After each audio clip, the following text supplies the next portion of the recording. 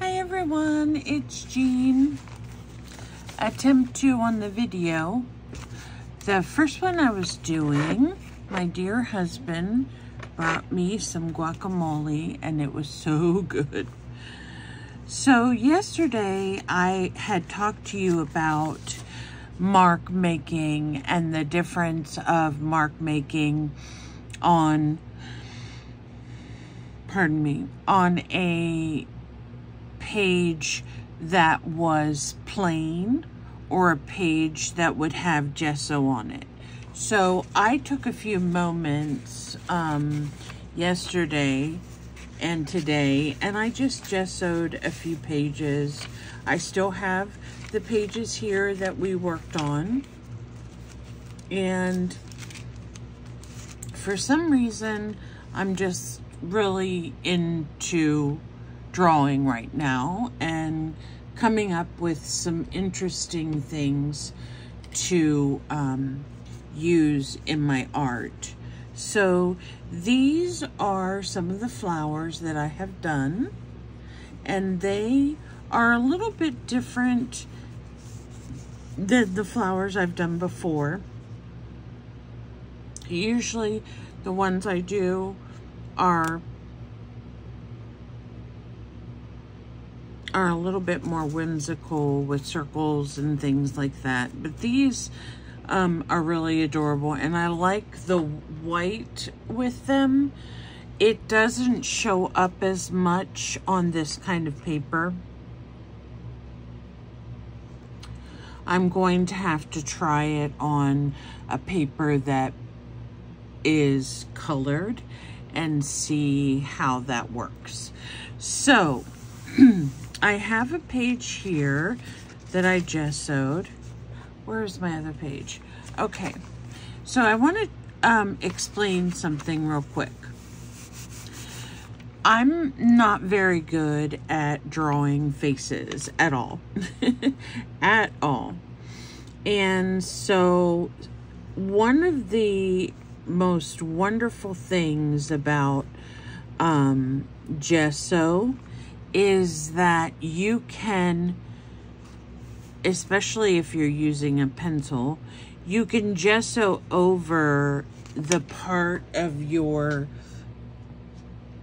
design that you don't look like. Okay, so I am making this little, it's a head with some flowers, and I'm just going to cover her face with some gesso. Not very thick, because I still like to see some of the paper show through, but I'll cover it with the gesso, and that way I have like a clean palette again, and so I can practice with my my face drawing. So I saw this cute little drawing on Pinterest, and I thought, let me try my version of it and see what happens. And so far she looks fine. She just doesn't have a face, so we will work on that. Then I had a few pages. Pardon me, I'm yawning. I actually did get up early today. I did have a few pages, let me see, where are these, that I used some of my liquid acrylics on. So when you do that and you make the whole page a certain color, like for example this green one, this one has more of a whimsical feel to it, but when you do that you can make leaves, or if I had done this in a pink and purple, I could have done flowers, but it's nice to have leaves. Always have yourself a stash of leaves, because if you end up making a design on something and you like the design, but maybe you need to just cover up a little boo-boo or something, you can put a flower or a leaf stem on it and it fixes that issue. Okay, hopefully I'll stop yawning. I tried I tried some gesso on some magazines, and let me move my girl over here. And now if you are going to gesso on magazines, sheets, it does make the magazine a little stiffer. However, I would use a light hand when drawing, unless you're using something like a felt tip pen, because magazine images are still quite thin, even though you have the gesso on them. So you want to make sure that you're using a light hand for that. So I'm just going to make one right here, and I'm going to kind of outline this, and I'm kind of trying to use the side of my pen rather than the point, because that's where you risk having holes if you do that. So I'm not sure if I can draw something else here.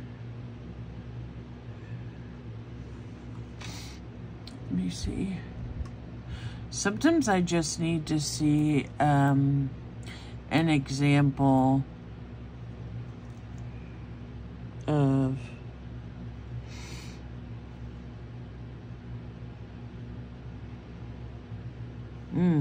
I know. I'm not going to try any I'm not going to try any animals right now without having my ideas in front of me, but I could do some mushrooms, because mushrooms are usually pretty easy. These are kind of like toadstools, right? And over here, if we're doing like a mushroom and flower, we can do like some fern type of flowers here. I was never very successful with ferns. They're messy because they shed. Also, we can kind of go through the fern-ish. This is kind of a fern-ish type plant, not exactly fern. And we can probably, you know, just do some little berries here, and maybe some down here. And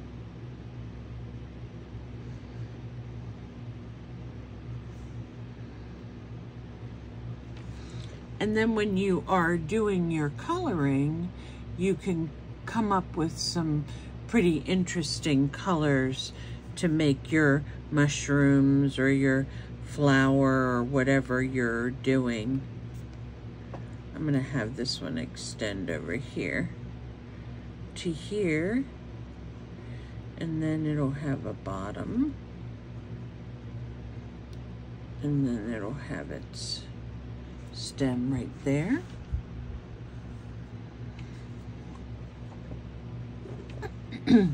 I forget sometimes that I'm using a pen and not a pencil, and so I didn't want to scribble that. I wanted that to be the underside of the mushroom.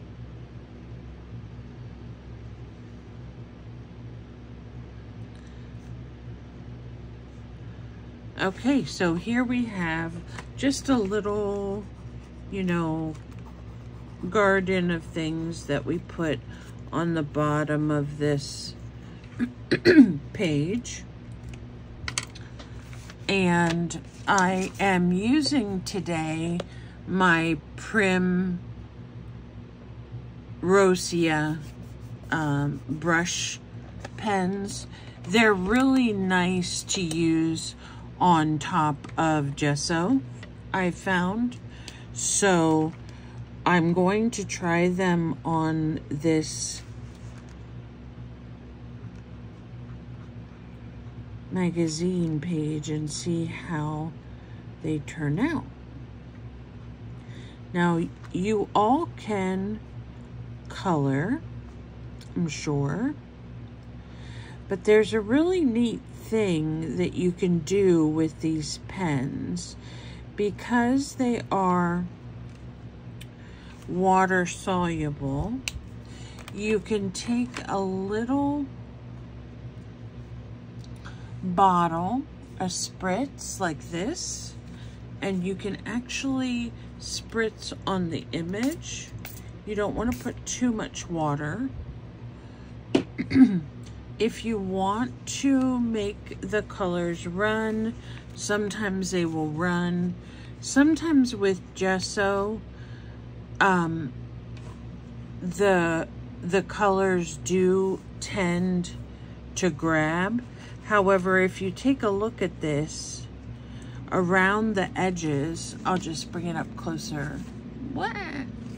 Around the edges of the fern, you're seeing how the paint or the marker is bleeding out. That's what I like. I like to see that interesting design. Now let me see if I can find a color that will... This thing has so many different colors, but when you pull them out, you're not exactly sure that they're going to be the color you want. They'll either be lighter or too darker. Let's see what this one is. This is just brown. I wanted a burgundy, and I'm not seeing. This one is probably, this one looks like a burgundy, but I bet when we do it, it's going to be pretty light. It's not too bad. So we'll do our little berries here. Now the paper's still wet, so it's not picking up the color as much. I think we're...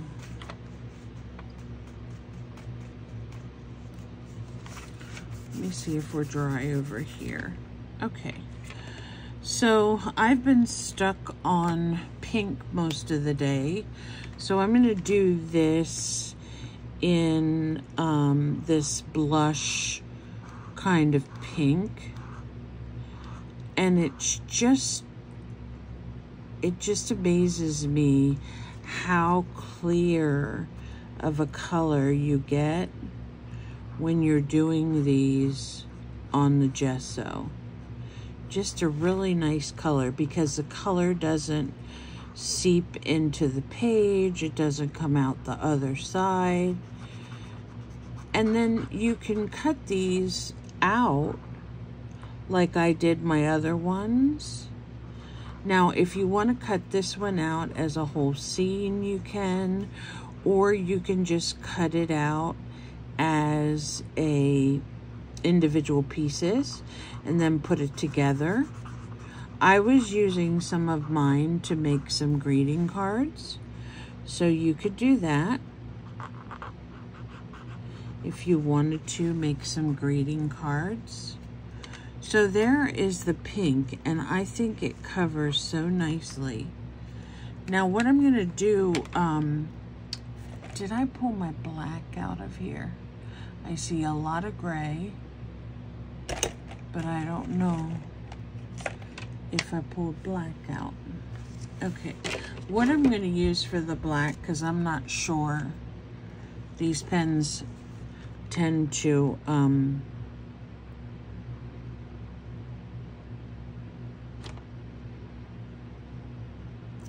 they tend to trick me as to what color I'm actually using.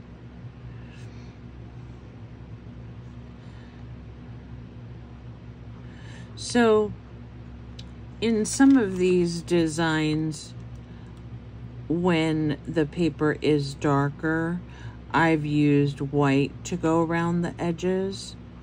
And in this one, I'm going to use the black. And let me see what's going on here.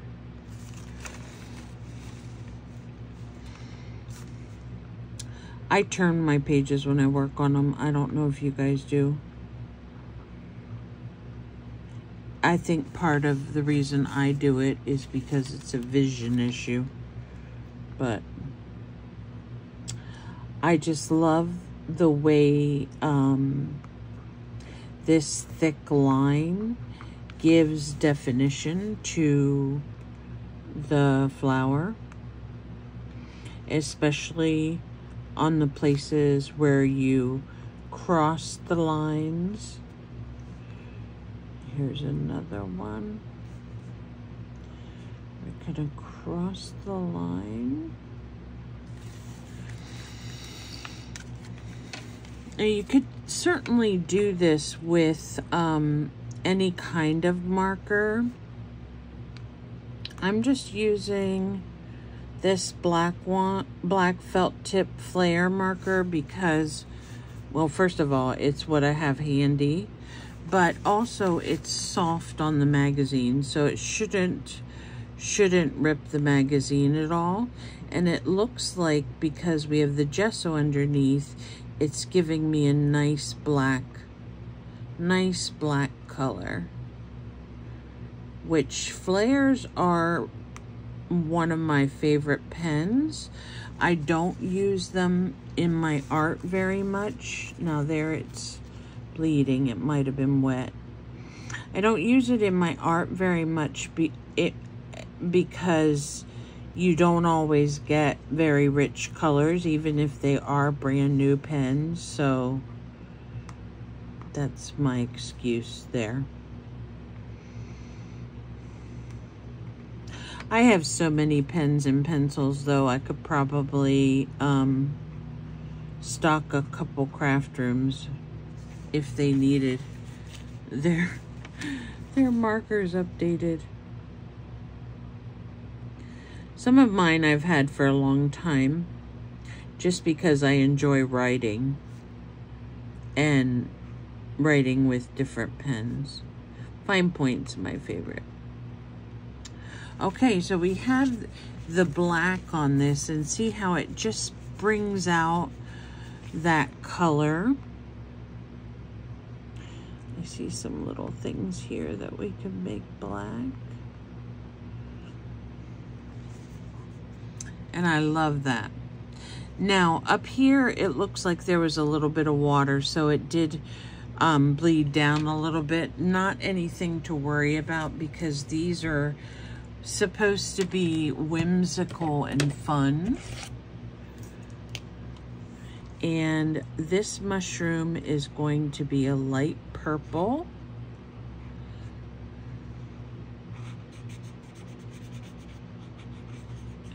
Isn't that fabulous how it colors?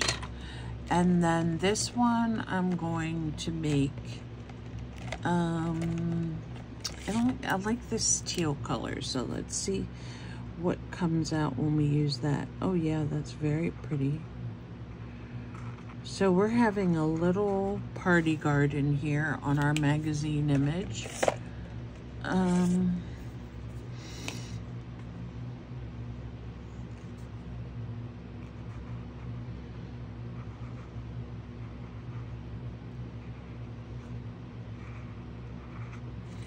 going to see if I can find a little bit different color pink for that. Maybe even an orange. Oh, this is a red orange. That looks nice together with the pink. So we'll just put that together. And here are our stems. Here's our little short one.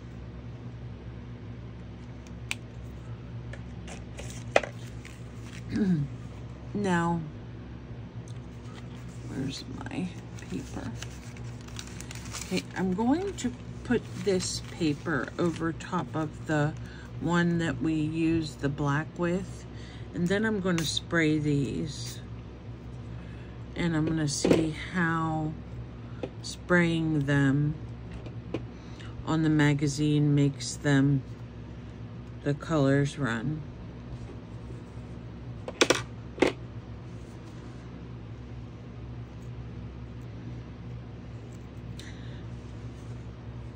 So you can get some interesting colors that way if you want to try that. Now for me, I would rather them be a darker color, but definitely something that I can cut out and work with in on a page for my my greeting cards that I was making. So here's the greeting card that I made, and it's a wisteria, and I really don't know how to draw wisteria, but it seemed to come out okay. Either that or someone will think it's a bunch of grapes, but I'm gonna send it to a friend of mine and hopefully they will enjoy it. Just a little piece of art. And our young lady, she has pretty much dried. And I'm going to see if I can make her look cute instead of, I had her looking kind of like a,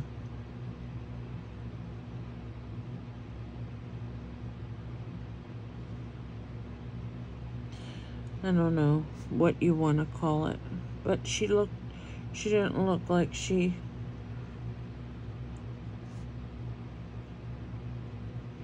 didn't look very good. So I erased her.